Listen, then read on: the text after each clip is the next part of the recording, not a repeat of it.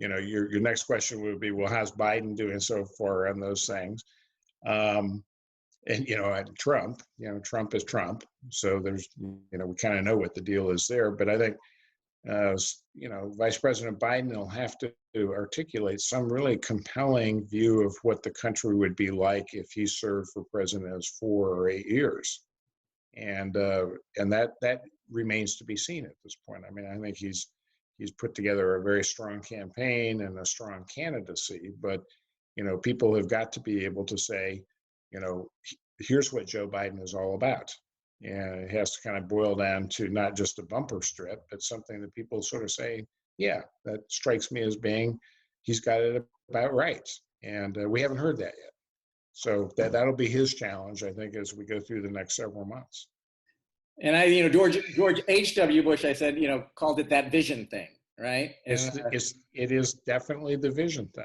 And it is the quintessential part of our quadrennial presidential campaign. Every 4 years, Americans come together and they want to think about what the future of the country is going to look like. And they want someone who's really articulating some sense of, well, where will we be 4 years from now or 8 years from now? And the candidates who are successful are the ones who really put that together and make people believe that there is a future.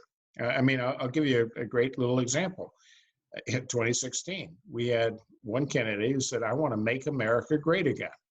All right, well, that's a vision. What does that mean? What does it mean to make America great again?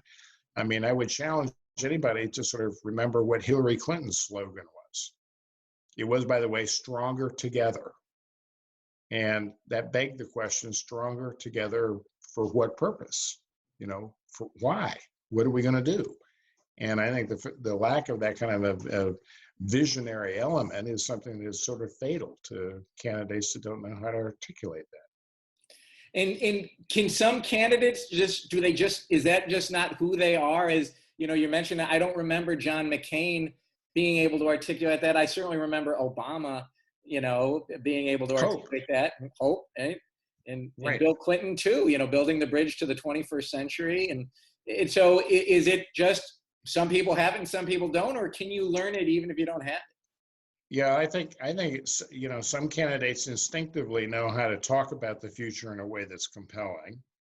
And some just really want to rely on, they believe that their credentials and their record is so strong that it ought to be a compelling argument for their election. And that's not the basis on which most Americans will really make a decision. They will think about those issues once you've compelled them to believe that there's something better in their future ahead.